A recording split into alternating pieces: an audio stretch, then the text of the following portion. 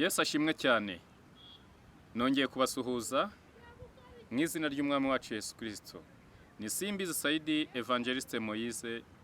Mumajiye kumenyera muri filime bamwita Sinzagushwa, Pastor Sinzagushwa. Nukuri ntabwo tukwiriye kugushwa n'umwanzi satani, ahubwo tugomba guhagarara tukaba maso kugira ngo ejo tutagwa mu moshya. Uyu munsi nongeye kugaruka mu kibwirizwa nkuko tubisoma muri Bibiliya, Mariko igice cya 16 umurongo wa 16. Ariko kaduhere kuwa 15. Arababwira ati, mujye mu bihugu byose mwigishe abaremwe bose ubutumwa bwiza. Uwizera akabatizwa azakizwa, ariko utizera azacirwaho iteka.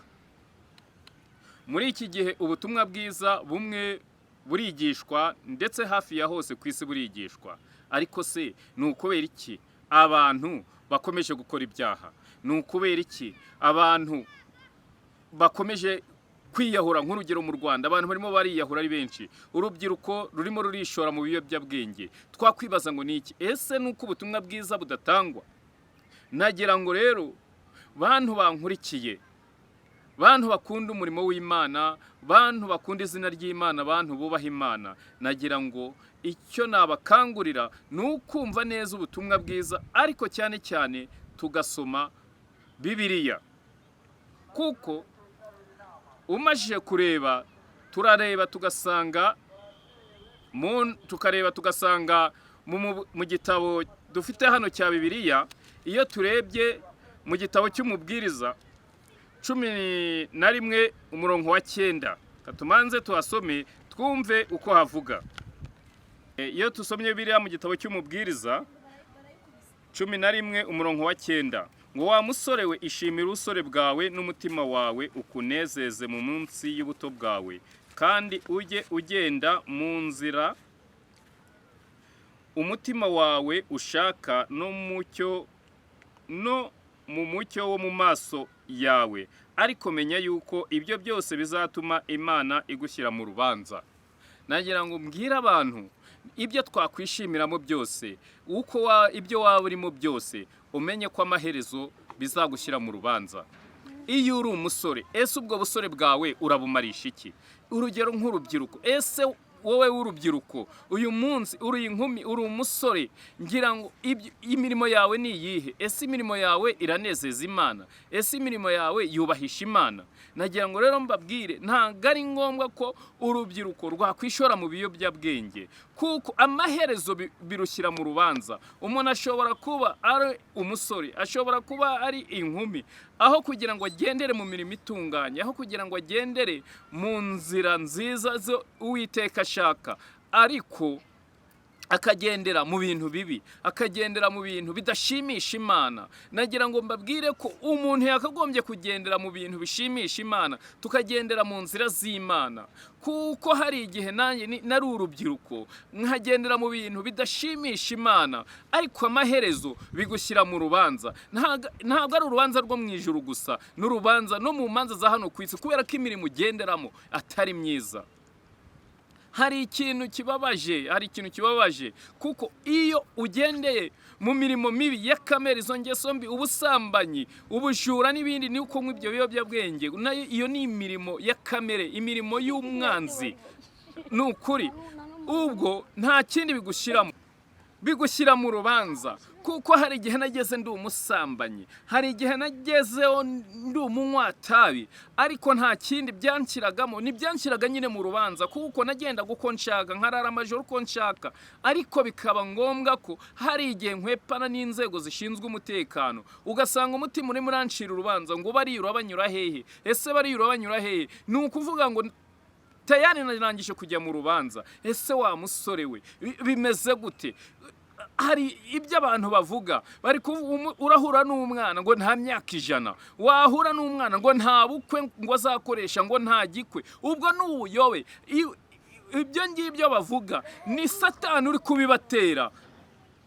Satani cyari kubatera, ari kumva ko iminsi bagomba kumara ku isi ari mikeya. Umuntu afite imyaka 20 ngo nta bukwe. Ushobora gukora uko ufite imyaka 28. Hari n'abayikora afite 22 ku bakobwa birumvikana. Hari n'umusore wa 30 ndetse n'umusore wa 20 yashaka, ariko urajye kumva ngo nta gikwe, ngo reka nirire isi, ngo nta myaka 100. Nangira ngo nkubwire, Uwiteka yabishatse wamara imyaka 150, wabishatse wamara 120, ariko Uwiteka agushyiraho ku isi, akagushyiraho n'igihe uzavira ku isi. Ariko hakaba igihe umwanzi Satani ashobora kukwiba, kuko nta kindi cyamanuye Satani hano mu isi ngo n'ukwica no kurimbura no gushukana. Icyo nicyo cyamanuye Satani akiva mu ijuru. Abamarayika basigemwe baravuze bati wasiwe ugushye igishyano. Abantu rero bagomba gusenga, bagasobanukirwa, bagahumuka ku maso, kuko umwanzi yazanye igihwa gitwikiriza ku bantu. Kubera iki? Kugira ngo abashuka nyine barimbuke. Iyo ubona umwana w'imyaka 20 akubwira ngo nta gikwe, ukabona umukobwa w'imyaka 18 ngo nta bukwe, nta cyizere cy'ejo hazaza, ese nkatwe turagera no mu muryango nyarwanda twaba turi kuganisha hehe? Twaba turi kurerera hehe? Niyo mpamvu rero nabwira abantu b'abakozi b'Imana yahamagaye kugira ngo bigishe abantu kureka ibyaha, ahubwo babaha icyizere cyo kubaho. Ntago Imana yaturemeye kuturimbura, oya, ntago Imana yaturemeye kutwica. Imana yaremye umuntu umwishimiye, imuremera mu ishusho yayo, ni gute yamurimbura? Abantu rero ntabwo babimenya. Hakabaho abahanuzi bashobora kuza bagahanura ibinyoma, bagahanura ibintu bitariho. Kubera iki? Urasanga abahanuzi benshi, abantu benshi barimo barahanura imigambi ya Satani, kuko Satani yamanutse ku isi, kuri iyi si turimo, yakuwe mu ijuru. Ni ukuvuga ngo iyo uvuze ngo nta myaka 100, nyine ubwo ntabwo uba wizeye Imana yakuremye. Ukumva ngo nta bukwe, ntabwo uhaye icyizere Imana yakuremye. Ibyo ranagira ngo abantu birememo icyizere. Kuko urasanga abantu benshi bahanura ngo mu kwa gatanu ngo hari intambara. Abantu bagahanura u Rwanda ngo ejo hazaba intambara, ejo bundi hari intambara. Ubagahanura iki gihe. Ibyo ni buhanuzi bw'umwanzi Satani, ko nta wundi uteza intambara, nta wundi uteza imidugararo, uwo ni Satani. Rero usanga igice kimwe cy'abahanuzi batareba aha hantu iri juru rigarukira, aha amaso yacu agarukira, aho ngaho munsi y'ijuru, ushobora kureba inyenyeri. Hari umwanzi Satani wahamanukiye, hamanukana n'abamarayika. Hari imigambi rero miba bafite ku bantu, ari nayo bafite ku gihugu. Usanga abahanuzi benshi rero babona ibyo ngibyo. Iyo ubibonye ugatangira ugahaguruka ukabwira abantu ngo intambara yabaye, ngo intambara, ngo ejo bundi ngo hari ibintu bizabini. Oya, ariko murakinisha Imana. Ntabwo Imana ikora gutyo. Imana yavuze ngo hari intambara, Imana yivuze biraba. Imana yaravuze ngo umucyo ubaho. Imana yaravuze ngo isi n'ijuru bitandukane, amazi yo mu isi ateranire hamwe. Ibyo biraba. None mwe mukavuga ngo intambara yaba, ngo mu kwa 8 harimo njye numva bashyiraho n'igihe byarangiza ntibibe. Kubera iki? Iyo ni imigambi ya Satani babonye. Kandi urasanga abahanuzi benshi ari aho ngaho, ari iki kirere barimo cya Satani. Niyo mpamvu rero iyo abantu bimeze gutyo, ukumva abantu bafite ubuhanuzi bw'iki ngubwo bwa Satani, bafite ubuhanuzi bwerekana ibintu bibi gusa, baterekana ibyiza. Icyo abantu bagomba gukora ni iki? Ni ugusenga, kuko nta wundi urogoye imigambi ya Satani usibye Imana. Nta wundi ushobora gucubya Satani usibye Imana. Nta wundi ugomba gukuraho ibyaguhagurukiye usibye Imana. Tugomba rero gusenga ubudasiba. Yesu yabwiye abigishwa b'abasizi ati ari gusengera mu murima wa Getsemane, agarutse asanga basinziriye. Asubira yarongera asenga, agarutse asanga basinziriye. Arababwira ati oya, mugomba guhora muri maso kugira ngo mutagwa mu moshya. Abantu rero bagomba guhora bari maso, kuko imigambi Satani bafitiye ntabwo ari myiza. Kuko Satani nta kindi ateza usibye imidugararo n'intambara n'ukwica. Urasanga abantu benshi akajya mu rubyiruko, akarwigisha kunywa ibiyobyabwenge, ya mahitamo y'umuntu akamwereka ko kugira ngo anywe ibiyobyabwenge, urugero nk'abahanzi, akumva ko kugira ngo anywe ari byo bizajya umugira umuhanzi ukomeye. Ejo bundi twatakaje umuhanzi, ibyo byarambabaje, twatakaje umuhanzi na n'ubu kinigana cya gifite, kuko yari umuntu nakundaga, umuhanzi Kabaka Jay Polly yari umuntu wanjye. Ni gute? Ariko mu byo yakoraga yarafashe nyine ka gatabi akajya kuko mu bibazo yagize ibyinshi byamukururaga nuko bamusanganaga ibyo biyobyabwenge. Igihe baheruka kumufata muri covid, hari uwamubeshye aravuga aragenda azana ibiyobyabwenge, azana urumogi, kuko ni ibintu yatanze muri interview we yivugiraga ubwe. Noneho aho yagiye muri studio agarutse araryama, agiye kubyuka asanga abantu buzuye urugo na polisi iraho. Polisi ibasatse ibasangana ibiyobyabwenge. Iyo bitaza kuba ibyo biyobyabwenge by'uwo muntu, niyo mpamvu satani buri agutega imitego, agushobora kugutegera muri bagenzi bawe, ashobora kugutegera mu nshuti zawe. Nicyo satani agambiriye kugira ngo urimbuke. Na Polly rero satani yamutegeye muri bagenzi be, muri za nshuti ze za hafi, muri babandi bari bamwegereye. Muribuka ko nta kwezi kwari gushize parakoze indirimbo y'Imana, ayikoranye n'abantu ngira ngo niba ari korali, sinzi niba ari comfort, sinzi uko bayita, ariko nzi ko yaramaje gukora indirimbo y'Imana, aririmbira Imana. Satani rero yagombaga kumurwanya, kuko iyo uhagurutse ukavugira Imana, iyo uhagurutse ukavuga umurimo w'Imana, byanga byakunda hari aho waruri ugasa n'utera Satani umugongo.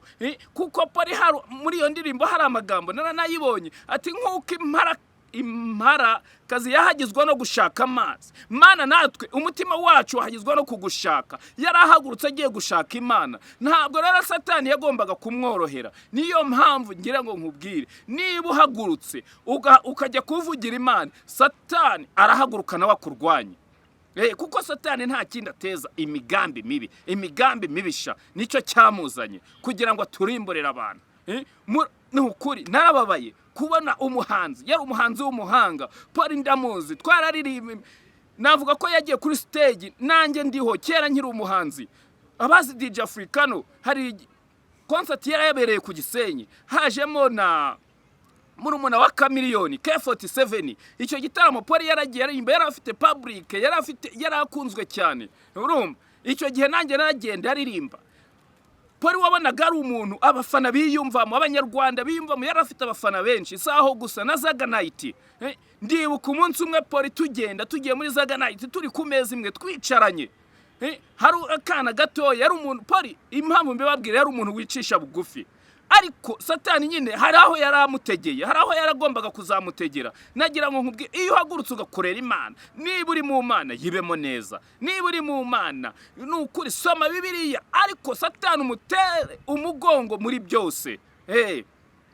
Kuko Polly hari interview yigeze gutanga, ndakomeza mbabwira, aravuga ati ndi umwadeperi, ariko gacupa ngasumaho, nubwo nsoma ku gacupa ndi umwadeperi.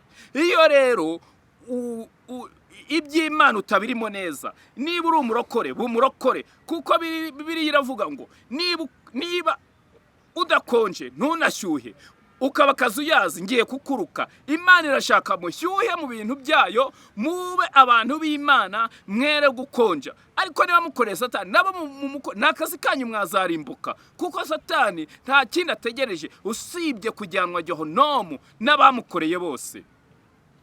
Icyo gihe rero turi muri Zaga Night, impamvu babwira ngo Polly yari umuntu wicisha bugufi, nukuri umwana bitaga King Kuru, nakana kacuzaga imyenda ariko karagahanze biryogo hariya barakazi. None ako ka King Kuru kazamura gutyo umugeri, Polly agasitaraho arakareba, afata nk'aka kana. Yari umuntu wishica bugufi, ariko akaba n'umuntu uhagarara ku ijambo. Icyo Polly yabaga yatekereje ntago baga wakimukuramo. Ndibuka turi kuri unlimited record hariya mu biryogo, nari mfite 30,000. Ndavuga nti ariko wahamagara Polly, kuko twari tumaje kugendana ku stage menshi, wamuhamagara nanjye nkareba ko twakorana indirimbo. Ndamuhamagara mfatira nimero ye, icyo gihe nimero yaherwaga na 300, abantu barayizi. Ndamuhamagara nti ese Polly waza ko mfite 30,000 tugakorana. Polly arambwira ati ese uririmba iki? Nambwira ndirimba nkora hip hop ahantu natwara hahuriye ndamwisobanuraho. Ariko hari undi muhanzi twari turi kumwe bitaga TMS, sinzi akabazo nagize muri ya 30 havaho bitatu hasigara 27. Ndamubwira Poli ubu none nsigaranye 27, ati no, niba utujuje aya mafaranga ntabwo ngomba gukorana nawe. Yari umuntu rero ikiri murimo ntabwo yagombaga kukireka, niyo mpamvu yagakoze n'indirimbo akaba afite uko we yayikoze. Ariko ubundi Poli yari umuntu mwiza, yari umuntu usabana, ntago mwahura nawe ngo akureke ngo akugire gute, oya, yari umuntu mwiza. Niyo mpamvu rero satani iyo wagambiriye wahagurutse ugiye gukorera Imana, satani arakurwanya. Buriya rega nubwo waba uri mu byaha, kuko nkatwe twese twahoze mu byaha, twahoze turi abasambanyi, duhora turi abajura, turi abanywa urumogi, ariko Imana idukurayo.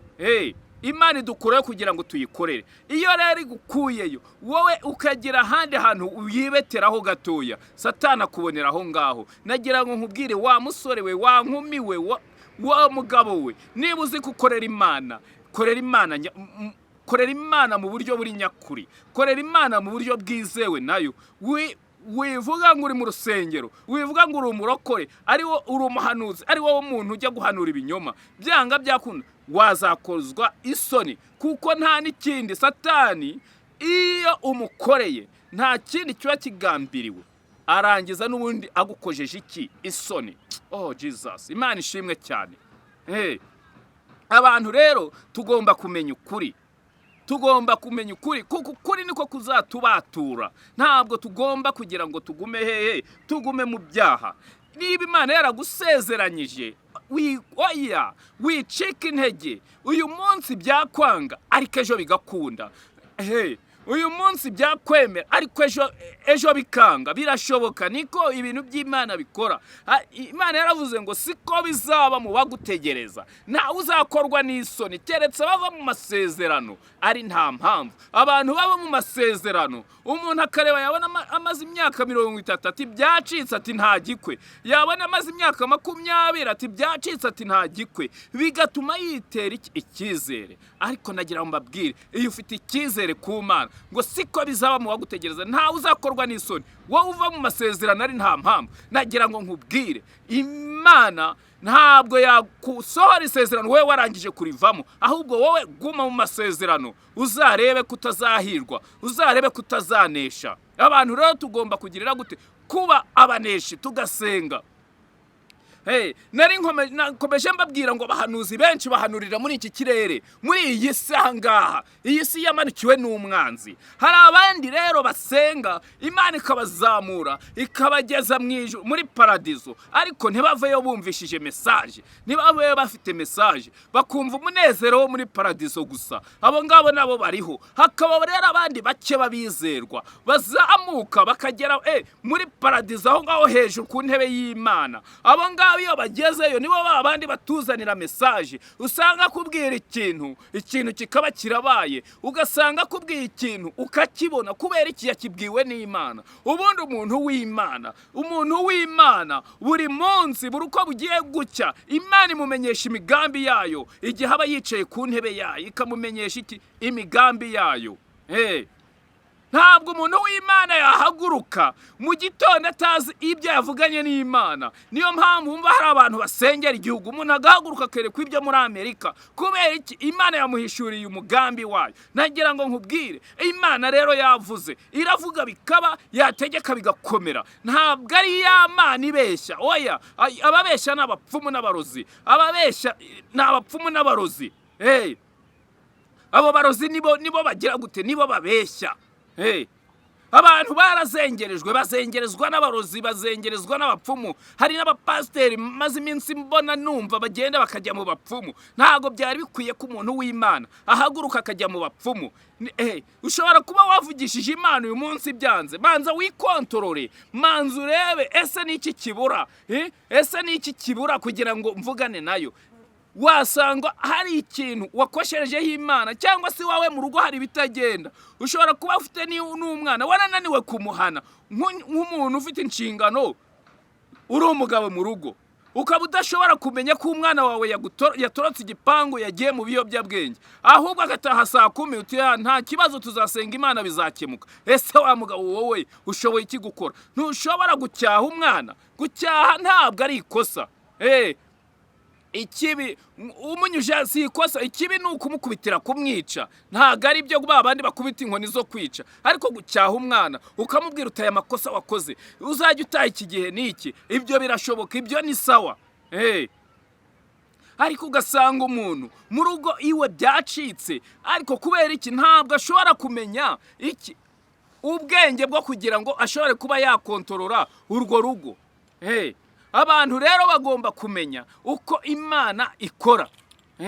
Ngo ubwoko bwanjye burimba uwo buzize kutagira ubwenge. Ngo ubwo uretse ubwenge ntabwo uzambera umutambyi. Kubera iki? Ubwo uretse ubwenge ntabwo uzambera umutambyi. Ubwo wibagiwe amategeko y'Imana yawe, nanjye nzibagirwa abana bawe. Ubwo wibagiwe iki? Amategeko y'Imana yawe. Imana yaduhaye ubwenge, iduha amahitamo, itwereka inzira mbi n'inzira nziza. Inzira nziza ni yindi tuganisha ku Mana, ariko ugasanga umuntu arahagurutse agiye guhanura ibyo binyoma, arahagurutse agiye mu bapfumu, arahagurutse agiye mu barozi.